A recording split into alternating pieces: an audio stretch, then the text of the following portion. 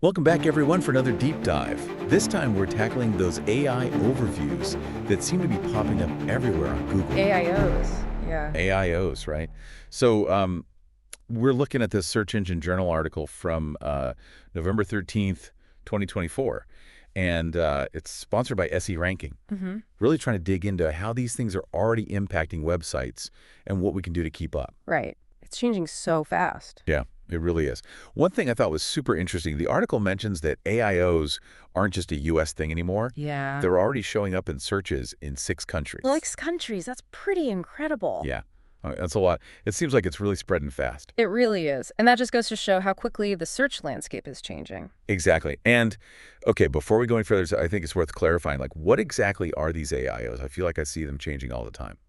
Yeah, it's still evolving. But basically, think of it as like AI-generated answers and topic summaries at the top of Google search results. Visually, they've gone through a few different iterations. You know, I used to see them with a list of source links underneath. Right. But now you'll notice those links are often, fewer in number, and they're kind of pushed off to the side. Oh, yeah. I have noticed that. Almost de-emphasized. It's almost like Google's putting more focus on that AI content itself. Exactly. Okay, but why should we care about all of this? Yeah. Like, does it really impact our websites? Well, if your site relies on that organic search traffic, then yeah, absolutely. Okay. AIOs tend to appear for longer, more, informational search queries, especially in areas like relationships, food and beverage, or business advice. Interesting. So if that's your niche, this is pretty crucial. You have to understand how to work with these things. Okay, so how do we actually do that? How do we leverage AIOs? The article outlines 4 steps, and I'm really curious to hear what you think of them. Yeah. So step 1 is identifying the target keywords that are actually triggering these things. They recommend using tools like SE Ranking's competitive research to find them. Right. But how do we know which keywords are even the right ones to focus on? Yeah, that's where the strategy comes in. You need to consider a lot of factors beyond just, search volume. Think about the intent behind the keyword. Okay. Like, are people looking for just a quick answer, or are they looking for something more in-depth? What's the competition like? Right. How hard is it going to be to rank for that keyword? So it's about really prioritizing your efforts. So it's not just finding any keyword that triggers an AIO. It's about finding the right keywords for your website. Exactly. It's about understanding what your audience is searching for. Gotcha. Okay, that makes sense. So let's say we've identified our target keywords. Okay. Step 2 then is tracking them using an AI tracker. Specifically, they mention SE Ranking's AI tracker. Why is a tracker necessary, though? Couldn't we just manually check every now and then? Well, you could, but it would be, incredibly time-consuming. Right. AIOs are constantly evolving. Google's always, tweaking its algorithms so they might appear and disappear for certain queries. The tracker kind of automates that process, gives you real-time insights into how those keywords are actually performing with these AIOs. So it's like having a dedicated set of eyes on this 24/7. Exactly. Makes sense. So in step 3, check our site's visibility in those AIOs. Right. SE Rankings Tracker, they have this graph that shows how often your site actually shows up in AIOs for those chosen keywords. Yeah. But what if we're not showing up at all? Or what if we're buried under other stuff? Well, that's where the article brings in a dose of reality. It points out that featured snippets and ads, they appear alongside AIOs more than 45% and 87% of the time, respectively. Wow. So even if you rank well organically, you could be pushed down the page and people might not even see you. Yeah, that's, a little concerning. It is, but like we said before, knowledge is power. It is. At least now you know what you're up against. True. Okay. So then step 4 is all about analyzing the competition, figuring out who else is showing up in those AIOs. So we get to be a little sneaky here and learn from what others are doing. Exactly. So SE Rankings tool, it's got this thing called the Organic AI Overlap Graph and an AI searchy competitors section, so you can actually see which sites are featured. Okay. This helps you identify content gaps.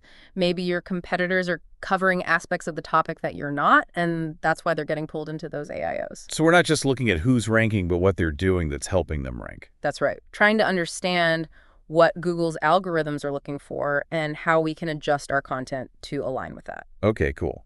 So we've covered those 4 steps, but I'm curious about something else. Okay. The article mentions AIOs are constantly evolving. Google's always tweaking them. Yeah. So how do we stay ahead of the curve when everything's changing? That is the challenge, isn't it? I think the key is to really embrace that dynamic nature of search. Don't get too attached to any specific tactic. Be willing to experiment and adapt as you go. So it's more about being comfortable with constant change Yeah. than trying to master, SEO in its current form. Yeah, I think that's a great way to put it. Embrace the fluidity and evolve along with it. Yeah, okay. I like that. This is all great information. I feel like I'm starting to get a better handle on these AIOs, but Yeah. I also have to admit I'm starting to get a little nervous about like what this means for users. Yeah. How this is going to impact user behavior. Is anyone else thinking about that? It's a very valid concern and one that deserves, its own deep dive, I think. Oh, absolutely. The rise of these AIOs raises a lot of questions about how we consume information online and what it means for the future of content creation. Yeah, and that is a conversation I think we are going to have to save for next time. Sure.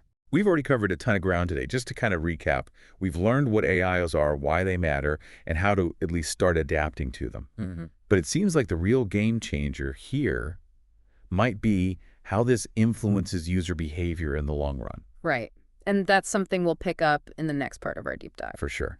We'll be back soon to explore those deeper implications. But until then, keep those keywords flowing. Keep them flowing.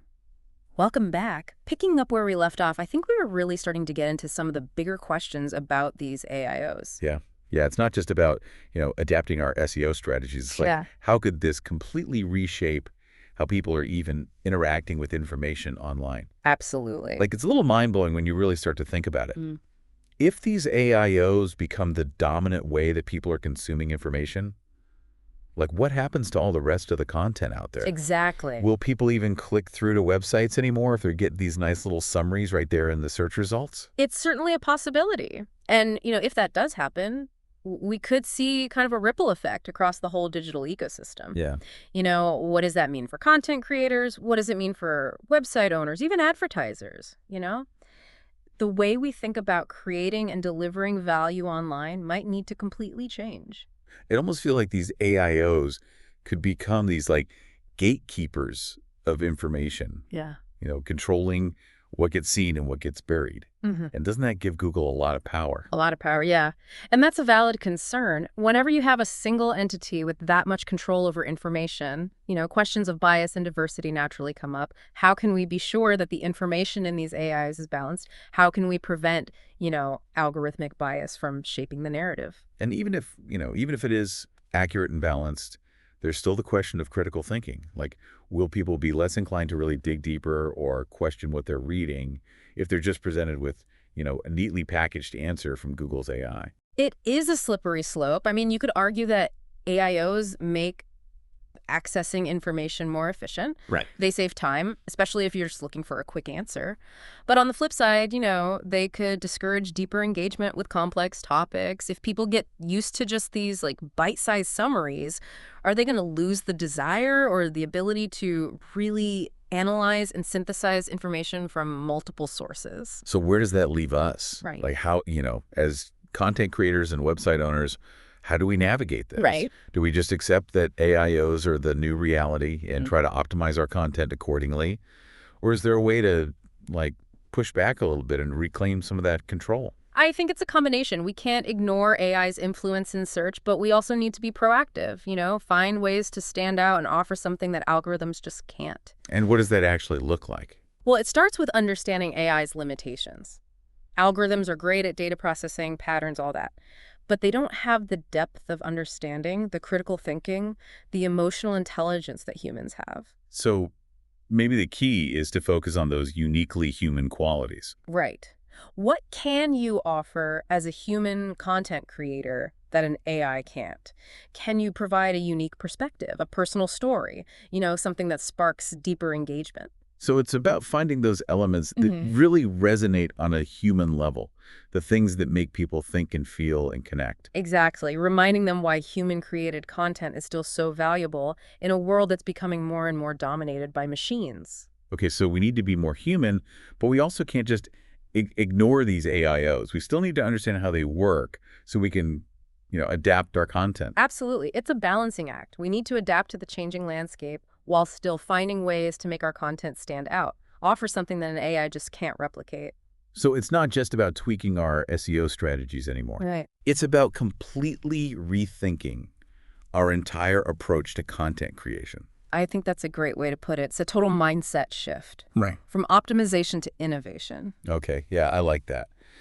This is all super fascinating, but I feel like we're just kind of scratching the surface here. Oh, yeah. We talked about the potential impact on user behavior, content creation, and the power dynamics, I mean. Yeah.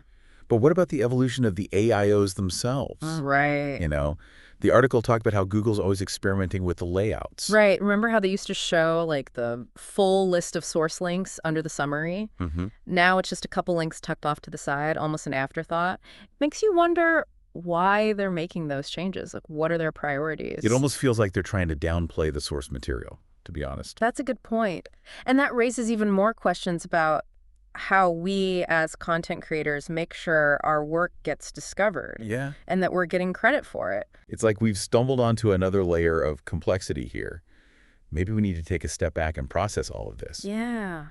Yeah, I agree. We've covered a lot of ground today. We have. We've explored the potential impact of AIOs on user behavior, content creation, and even just the visual layout of the search results page. But maybe the biggest takeaway so far is that this rise of AI in search is really making us rethink how we approach the entire digital world. It is. And that's a conversation we'll continue in the final part of our deep dive. Exactly. We'll be back soon to explore those emerging trends and what they mean for the future of SEO and content creation. Until then, stay curious. We're back for the final part of our deep dive, and I have to say my head is still spinning a little bit from our last conversation. I bet. It's a lot to take in. It really is. It's like we've opened this Pandora's box of questions about AI. What's its role in search? What does this mean for how we create content? Definitely. And it's evolving every day. It is. And how we consume that content online. It's a lot. But I think you made a really good point last time. Amidst all this talk about algorithms and, all this AI stuff, we're still dealing with human beings. Absolutely. Yeah. At the end of the day, it's people. Yeah. Real people with, their own needs and wants and ways of interacting with information. So how do we bridge that gap? How do we create content that really connects with people, resonates with them in this new world of AI-driven search? I think one of the most important things is understanding AI's limitations. We've said it before, algorithms are great at processing information, seeing patterns, right, delivering quick answers, all of that. Yeah. But they don't have the depth of understanding that we as humans do. Critical thinking, emotional intelligence, Right. And that's where our opportunity is. So it really is about leveraging those uniquely human qualities in our content. Yeah. What does that look like in practice? Well, it can be a lot of things. It could mean incorporating storytelling, personal anecdotes, even humor. Okay. Maybe you take a more analytical approach, offer really in-depth insights that challenge the status quo, You can even experiment with different formats, find new ways to engage your audience and make your content stand out. So there's no magic formula. Yeah. It's more about finding your voice and using it to connect with people on a human level. Exactly. It's about reminding everyone why human-created content is so valuable, even in a world that's, becoming more and more dominated by AI. So it's not about optimizing for keywords anymore. It's about creating something that truly resonates with people, something an AI just can't do. Absolutely. And that's exciting. It pushes us to be more creative, innovative, authentic in our approach. I agree. It's almost like the rise of AI is forcing us to, raise our own game, become more human in the face of all this artificial intelligence. Kind of ironic, isn't it? It is. But yeah, I think you're right. The more AI takes on that role of summarizing and organizing, the more we as humans are free to focus on those higher level aspects of content, storytelling, analysis, creating that emotional connection. It's like a division of labor. AI does the grunt work, and humans, we can focus on the more creative, nuanced stuff.